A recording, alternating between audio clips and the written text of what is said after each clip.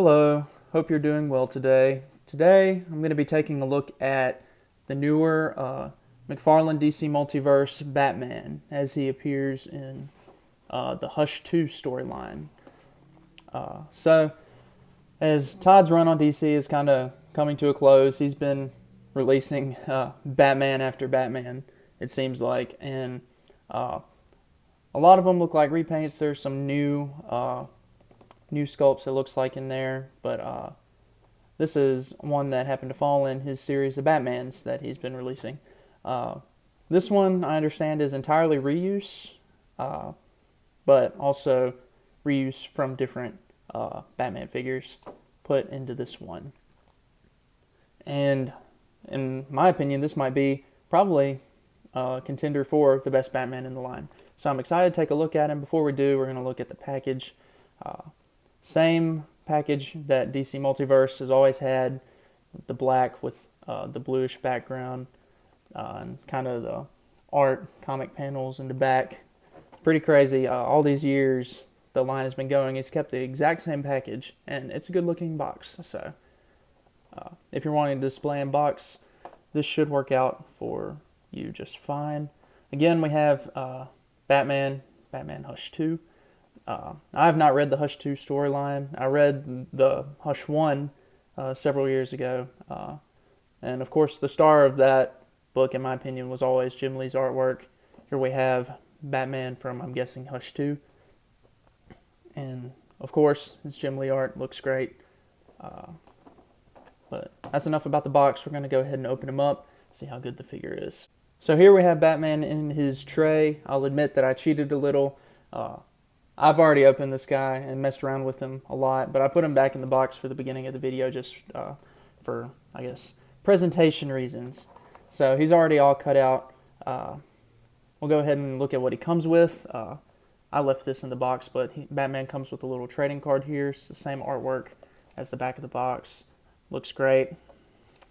As for whether the figure matches the artwork very much, it's alright.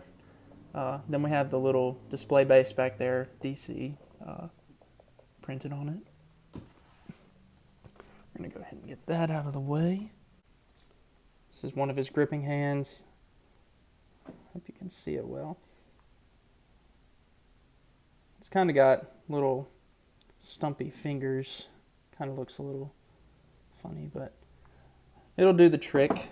And the gripping hands are to hold his batarangs, of which he comes with 2 that have surely been used before in this line. So here we go. We can see we got a little bit of sculpted detail and scalloping. It's a fairly rigid plastic.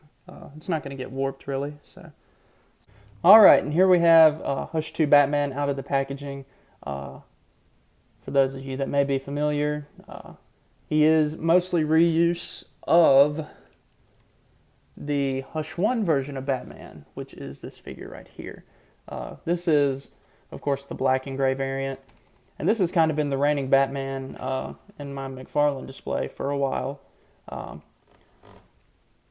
I enjoy this guy. I'm personally a black and gray fan when it comes to Batman.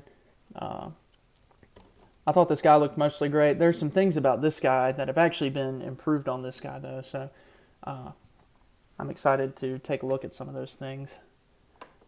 As for scaling, this guy is on a bigger body mold, so he doesn't really scale well with other figures in the line. But we'll go ahead and take a look at some so you have an idea. So here we have Damian Wayne Robin. I guess this was like Rebirth. These two don't go together for a lot of reasons, but if you wanted to put this Robin with this Batman, I'm just kind of giving you an idea. That's where they stand, and that's pretty fair, I think. Of course, there is a lot of stylistic differences, and Damian Wayne wasn't even invented when Hush Comics came out, but just figured that's the only Robin I have from Todd's DC line, so let's go ahead and put Superman in there. Whew. Okay, so this is reuse of the Action Comics 1000 body, the very first Superman from the line, except for that the chest was different. This is a reissue in a manner of speaking. And Batman towers over Superman here, which is about what I expected. I know this body is one of the bigger ones. So, I don't know about putting these together. I did just say that I put the other Batman as my main display Batman. And I do usually have him displayed with Superman, but I have Superman on a flight stand. So that it's not obvious how much taller he is. And then also figured I would get out this, I guess you could call it Rebirth, Wonder Woman that came with Godzilla. I did some terrible things to get this Wonder Woman, things I'm not proud of. But I have her, and she is also really tall. She's reuse of a movie Wonder Woman body. I would say that's pretty fair scaling, honestly. Of course, if you're going to get a Batman that scales better with that Superman, then this Wonder Woman is too tall. So, scaling is kind of all over the place with this line, which is unfortunate. Let's just go ahead and compare him to Marvel Legend. I chose one with kind of a bigger body. It's Captain America here. Yeah, these don't scale, of course. And then, lastly, a DC Universe Classics. Here we have the Question. Yeah. Makes the Question look like a kid. So, of course, this line doesn't scale well with other lines and really doesn't scale well within itself. But the figure on its own in a vacuum still looks pretty great. So, we're just going to go ahead and take a look at some of the things I like about him. The first thing that is kind of noticeably different with this guy versus this guy is the cloth cape. And in some ways, I really like the cloth cape, and in other ways, I don't. So, one thing I do like about the cloth cape is the two-tone. So, we have this blue on the outside, black on the inside. It's kind of more of a darker blue, but I think that does look really nice. What I don't like about the cape is the material. It is this, I guess, shiny, like, I don't even know, like Barbie dress material that does not look great. I never thought it fit Batman very well, and it's really stiff, and so it holds a shape, but you don't need this stiff material to hold a shape if you just got the wires. For example, I'll just go ahead and get Superman back out here. Superman has like almost like this gym shorts material, which I mean doesn't look great, but it's really soft. It makes the cape take whatever shape you want it to with the wire, but it also is not gonna, like, if you want to have it sitting down, it's not gonna like bunch up a crazy amount. Like where if you take this Batman cape, set the shoulders down, all this excess fabric has to go somewhere. It's gonna hang in the back like that. Like you can't push it all in. It's just gonna, so that'll make Batman take up a lot more space on the shelf versus like Superman, where his cape material will just kind of sit if you have it right. It'll just go straight down. So that's kind of my frustration with the cape. I still think it looks nice. We'll get into how well the wires work when we talk about how he poses.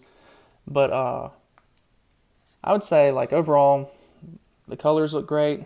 He has a good bit of painted detail. If we can see, let's go ahead and look at his face here. If you can tell, his face is painted well. He's kind of got some 5 o'clock shadow on the bottom of his chin there.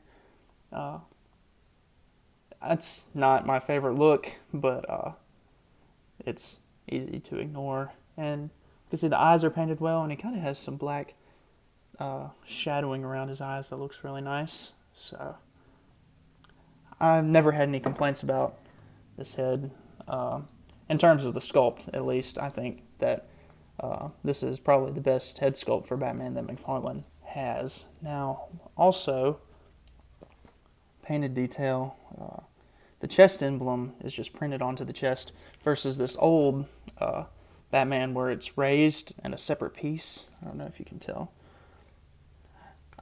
Personally, I prefer when it's raised. I don't have to worry about scratching it off, but the printed is, I guess, more accurate to the comic book, because in the comic book he just wears a spandex suit and it's printed on the logo. So that's all good. So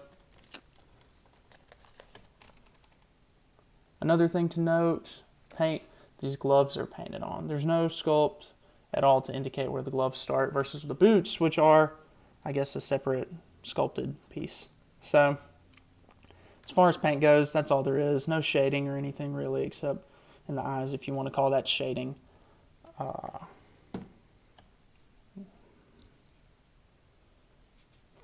Now, as far as sculpt goes, again, I mentioned he is reuse.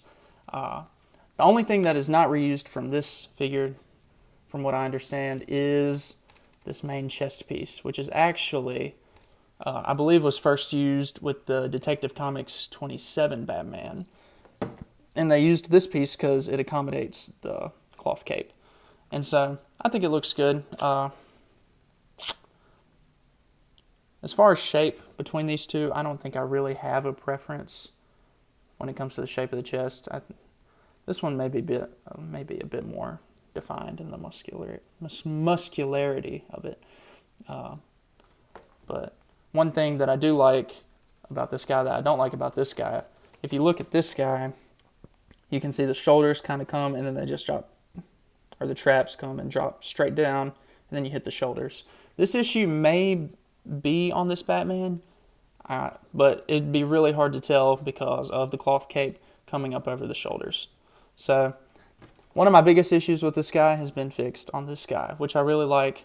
And then also, if you're looking at this guy, you can maybe also see the separation between the cowl and the cape. You have the gray that comes through. This guy does not have that issue, which I really like. So there are a lot of things about this guy that I feel like this guy has improved upon. And so I'm happy about that.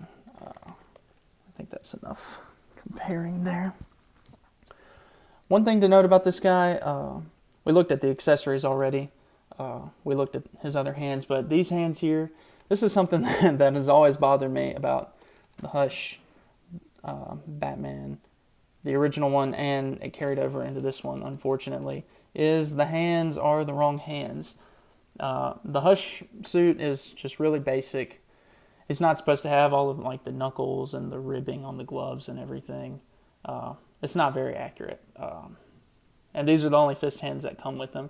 And the other one, it was even more frustrating because he came with the kryptonite ring on his only pair of fist hands that already did not match.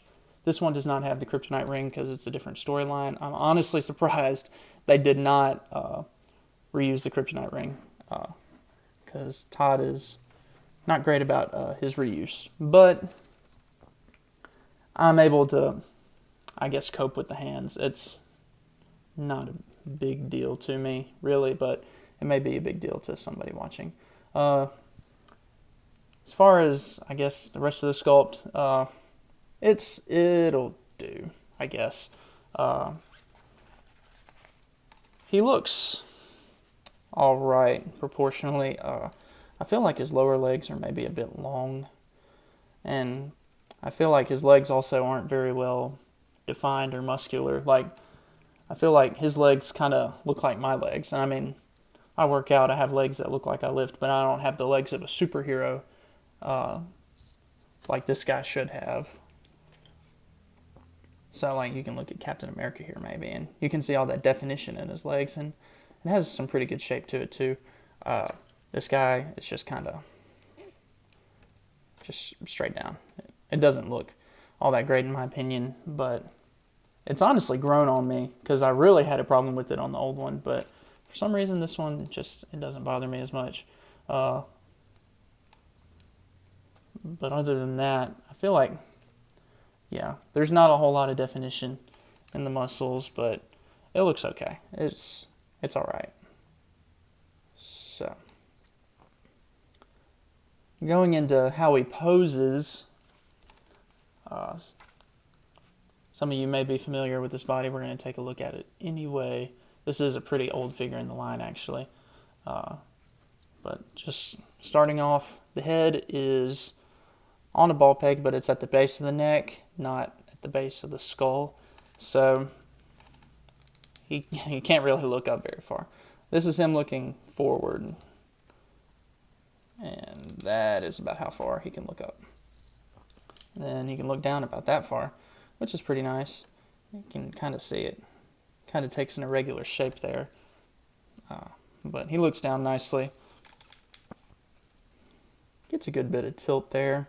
So you can kind of pull one of those right there. So it's fine. I've always been okay with how the neck poses. Here we have the usual kind of, I don't know what the word would be. It's like a butterfly joint, but it goes in all directions and does not have much range at all. So you can come forward and back about that much. And then it can go up as well. I feel like up and down is better than forward and back. It's okay. And I don't feel like this breaks up the sculpt a terrible amount. I'd usually prefer that it just not have this here and maybe just have like a better looking chest. But I don't know. I feel like companies are starting to figure out ways to kind of keep that fuller look in the chest while also cutting in the butterfly. So looking at the arms now, can raise up about that far if we use this joint here, which is all right. And we get our rotation. We got bicep swivel, works just fine. It kind of has these weird divots at the top of his bicep that are a bit unsightly if you ask me, and that was something on the old one as well. But it's not a big deal. I mean, it's hard to tell if you have the bicep. Well, I don't know. It's still there. But, so, that's not the best thing. Next, we have our double jointed elbows. And gets full range. That'll do just fine. The joints are very jagged looking, very sharp edges here. It's not the best looking thing. It's okay. And the wrist is on a ball hinge. So let's see if you can make it go all the directions that you want it to go. So that'll do just fine. Looking at the torso here, working with that top joint, he does not lean forward very well at all. And then leaning back is a bit better. You can maybe use the torso joint to help him look up maybe. Then factoring in that bottom joint, yeah, just nothing really. And then back, yeah, if you want him to look up, this is probably the way to do it. I haven't understood why companies are able to make them lean back so far, but not really lean forward at all. But it's okay. Next, looking at the hips, he'll get all the range that you probably will need him to get. That is good enough. Legs kick forward this far, and they kind of start to go out to the side. Not ideal. The diaper kind of gets in the way a little bit. Next, we have our double jointed knees. Those work just fine. Plenty of range. Very heavily ratcheted. It's not as ugly as the elbows. Let's say that. And then next we have our ball hinge feet. No shin swivel, by the way. Feet can go forward about that far. Point the toe forward that far. And then we have our pivot, and that works fairly well, I would say. And then we have our toe hinge. And you can bend that sucker all the way back. No forward, which is fine. I don't know who needs it to go forward, really. And that is just fine. So he poses about as you would expect for a McFarlane figure on this body that's been reused many, many times. I would say if you're looking to get into the McFarlane line, you're kind of climbing onto a sinking ship, of course. But these figures do have some of their charm. I don't know if I am going to get rid of my McFarlane Justice League that I have put together for the Mattel figures that are going to come out eventually. Because there's the McFarlane figures, I don't know, they have some qualities about them that make them I don't know, look a cut above even something like a Marvel Legend. There's something in the details about them that make them look all right, and sometimes it's unnecessary details. Sometimes there's a lot of reuse. Sometimes there's some beautiful sculpted detail and no paint over it. But I don't know. There's just something about these guys that has some kind of charm to them. I enjoy them. So if you're looking for a McFarlane Batman, this is probably the one to get. If you're looking for Hush in particular, I would say that this is the one to get over the original, wherever he is, over the original. If they did do a black and gray variant of this one, I would probably pick it up, and then I don't know what would happen with this guy. But overall, I would say that he was worth the price. I found this guy at GameStop, and I've seen him at other stores. I've seen him at GameStop several times, and you'll probably be able to find him at Target and places like that. So he's fairly accessible, more accessible than I honestly would have expected, because it's just another Todd Batman, though, I guess. And everybody's had enough of those. But anyway, I believe that's all I've got to say about this. Hope you enjoy the rest of your day.